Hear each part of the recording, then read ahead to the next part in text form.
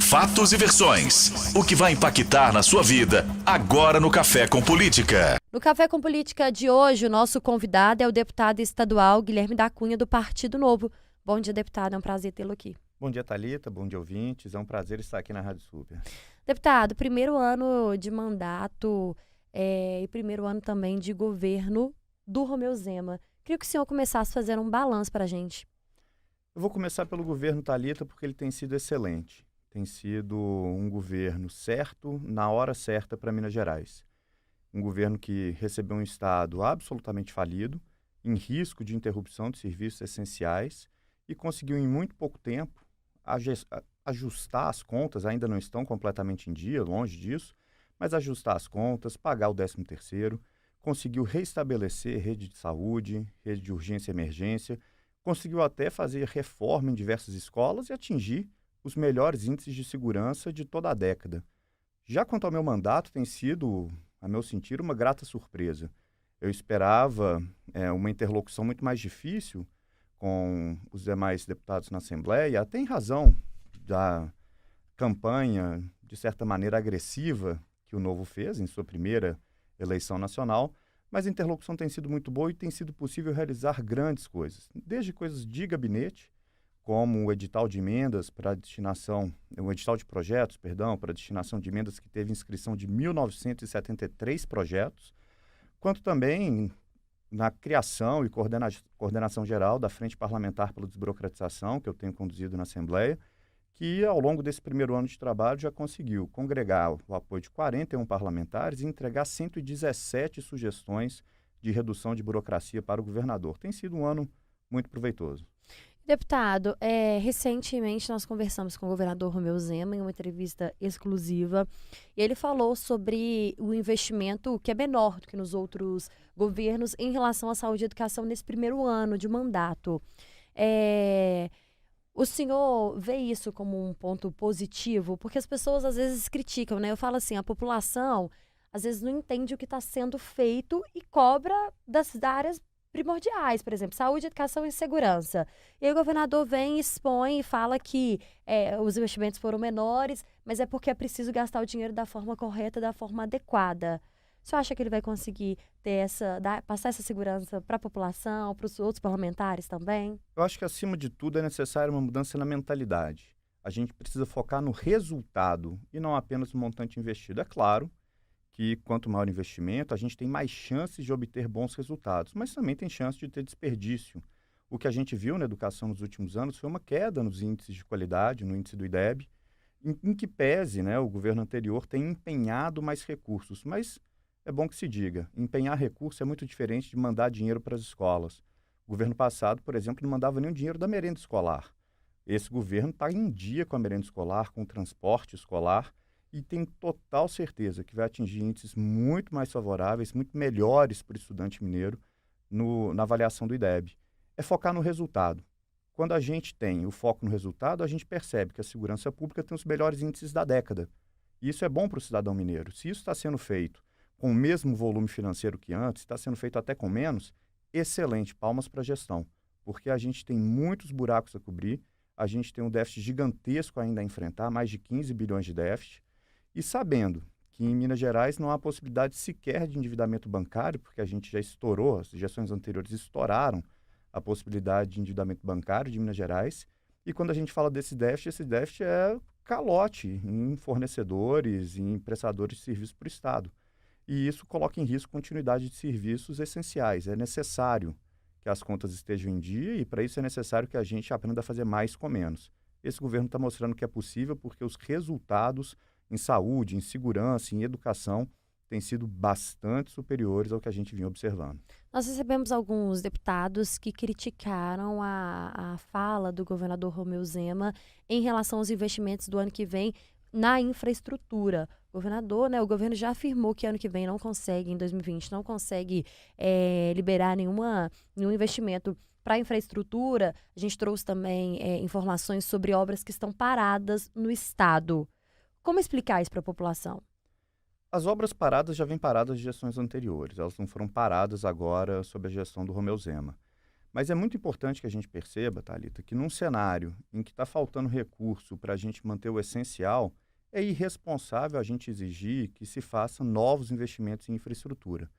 O que o governador deseja, e a gente está trabalhando para isso, é trazer parceiros para que possam investir na infraestrutura o dinheiro que o Estado não tem. E é por essa razão que logo no ano que vem, agora, no início do ano, já deve iniciar uma rodada de concessões rodoviárias aptas a trazer cerca de 7 bilhões de reais de investimentos para o nosso Estado, modernizando rodovias, promovendo acesso para regiões que hoje estão carentes de escoamento para a produção, de condições seguras e confortáveis de viagem para a população.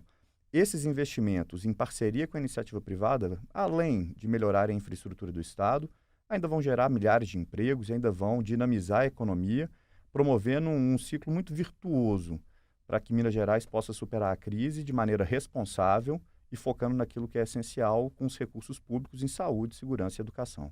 Em relação às privatizações, mesmo com alguns especialistas e também deputados mostrando contra as privatizações, o governador Meu mantém a postura e diz que é o único caminho, ou um dos únicos caminhos, para Minas poder sair dessa crise financeira que vive hoje.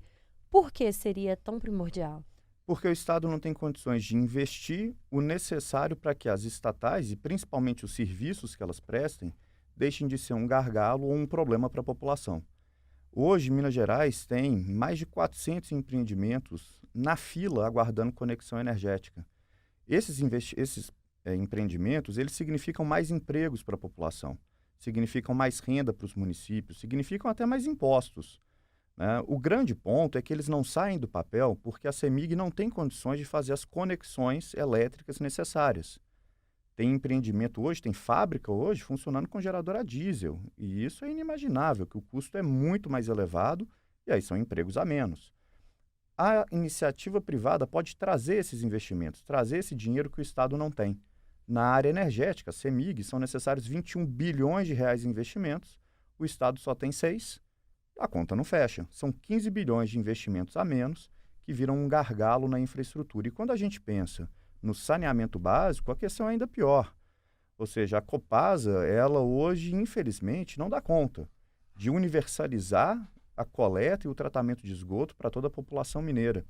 E isso significa mortalidade infantil, isso significa pessoas adoecidas, com baixa produtividade no trabalho, baixa qualidade de vida, significam até custos adicionais no sistema de saúde, porque a estatal não tem condições de fazer os investimentos necessários para a universalização do serviço. A gente abrir esse mercado à iniciativa privada e buscar parcerias que tragam investimentos em Minas Gerais tem como principal foco o bem-estar da população mineira. Sem questões, sem dogmas ideológicos. O foco é o bem-estar da população mineira, é geração de emprego, é qualidade de vida. Em relação ao 13º salário dos servidores, deputado, o que o servidor pode esperar? O 13º salário vai ser pago. A gente já conseguiu a aprovação na Assembleia da operação financeira que possibilitará a antecipação de recursos do NIOB da Codemig, e essa operação permitirá não apenas pagar o 13º, mas colocar em dia o salário dos servidores. A operação, a gente trabalha para tentar realizá-la ainda em 2019, se isso não for possível, no mais tardar em janeiro de 2020. Mas é uma prioridade desse governo fazer o pagamento correto do 13º para que o servidor possa desfrutar do mesmo direito que todo trabalhador tem e que lhe tem sido negado desde 2016 numa situação inadmissível e que precisa urgentemente ser corrigida. Deputado, tem um projeto na Assembleia que propõe premiar quem denunciar algum tipo de corrupção no Estado. Como que é esse projeto? Como é que vai funcionar? O projeto é sensacional. Ele é de autoria do deputado Léo Portela. Eu tive a honra de ser relator dele na Comissão de Constituição e Justiça. Na condição de relator, me empenhei muito para que o projeto pudesse ser aprovado. Ele é bastante parecido com um projeto que na legislatura anterior havia sido barrado por inconstitucionalidade, mas, na condição de relator, fiz alterações necessárias no projeto para que ele pudesse prosperar. Por quê? Ele é um projeto que ele traz uma revolução no combate à corrupção. Ele faz com que cada cidadão se torne um potencial fiscal contra a corrupção, contra o superfaturamento de obras públicas, porque ele coloca um estímulo para que a pessoa saia da inércia, para que a pessoa denuncie, para que a pessoa busque as provas e ajude o Estado a economizar. Basicamente, ele permite que a pessoa que tem notícia e tem as informações de um superfaturamento, de um ato de corrupção, ela denunciando isso aos órgãos públicos e isso gerando, né, uma economia para o Estado, uma recuperação de dinheiro de corrupção, o cidadão possa ficar com 5%. Para pensar, Thalita. Hoje em dia, a pessoa que faz uma denúncia dessa, ela só tem problema na vida dela. Ela vai ter que ser testemunha em processo judicial, muitas vezes ela fica com a segurança ameaçada. Ela não tem nada de bom a não ser... Quando essa denúncia vai para frente, né, deputado? Exatamente. Ela não tem nada de bom para ela a não ser a sensação cívica de um dever cumprido. E a gente sabe que muitas vezes esses obstáculos, né, principalmente obstáculos à própria segurança da pessoa, o risco de perseguição dentro do serviço público por aqueles que se beneficiam da corrupção, acabam por desestimular o cidadão de ser ativo, de ser um cidadão vigilante. O projeto coloca uma recompensa e, ao colocar a recompensa, faz com que os estímulos mudem. É uma ideia já bastante testada e bastante antiga no resto do mundo. Isso está em vigor nos Estados Unidos desde a época da Guerra Civil de lá, nos anos 1860, e perdura até hoje, o que mostra que é uma política de qualidade que resiste ao teste do tempo e dá bons resultados. O Estado vai ter como fazer a fiscalização dessas denúncias? Tem efetivo para isso hoje? O combate à corrupção é uma prioridade do Estado e foi criada, sob o governo Romeu Zema, uma ouvidoria especializada para combate à corrupção. Eu acredito que essas denúncias chegando à Ouvidoria Geral do Estado, chegando à excelente servidora Simone Deude, serão encaminhadas, serão investigadas e serão uma prioridade. O combate à corrupção é certamente um dos principais pontos para que a gente tenha uma política pública séria, responsável e que entregue bons resultados para o cidadão. Deputado, o deputado Sargento Rodrigues, do PTB, apresentou um projeto que prevê o direito a 30 dias de férias remuneradas para os deputados aqui do Estado, e aí eles receberiam um valor de mais de R$8.000. A gente está falando de um momento, acabamos de falar, inclusive, do salário dos servidores, o 13º, e no momento em que não só Minas Gerais, mas o país, de forma geral, passa por um momento de desemprego, e a gente sabe que os deputados já têm aí 2 recessos ao ano. O senhor votou contra esse projeto. Eu queria que o senhor fizesse uma avaliação dele, por favor. Vamos fazer justiça ao projeto. Ele não trata apenas das férias, ele também cria a possibilidade da licença maternidade para deputadas, né? E licença paternidade para os deputados. Hoje a gente tem na Assembleia uma deputada que teve um filho, a Ana Paula Siqueira. Ela, infelizmente, está afastada por doença, como se ter filho fosse doença. Isso é ridículo. É um absurdo. O projeto, então, faz justiça nesse ponto e cria licença maternidade, licença paternidade, o que já era há muito tempo necessário. Além disso, a redação original do projeto previa, sim, essas férias, previa esse adicional de 1/3 de férias, e aí agora vamos fazer justiça à CCJ, comissão da qual eu sou parte, Comissão de Constituição e Justiça, que alterou o texto para retirar a parte das férias, para retirar a parte do adicional. Então, hoje segue tramitando essa proposta de emenda à Constituição, mas segue tramitando apenas naquilo que diz respeito à licença maternidade e à licença paternidade. Adicional de férias, férias de 30 dias, isso foi retirado do projeto na Comissão de Constituição e Justiça, contou com o meu voto essa retirada, e a gente tem certeza que foi o melhor, não apenas, né, para a dignidade do parlamento, mas também para toda Minas Gerais. Deputado, o Partido Novo, o partido do governador Romeu Zema, foi um partido que se destacou na última eleição e que ganhou o nome, né? E aí a gente já está aí às vésperas das eleições municipais. Como que o partido vem conversando para as eleições de 2020? Eu diria que é cedo para dizer que estamos às vésperas da eleição municipal, mas certamente é algo que já está no radar de todo o mundo político mineiro. O Partido Novo, ele trabalha com um processo seletivo para poder filtrar e escolher seus candidatos. Já temos processos seletivos abertos em 8 cidades, para prefeitos, para vereadores, e não devemos crescer muito além disso.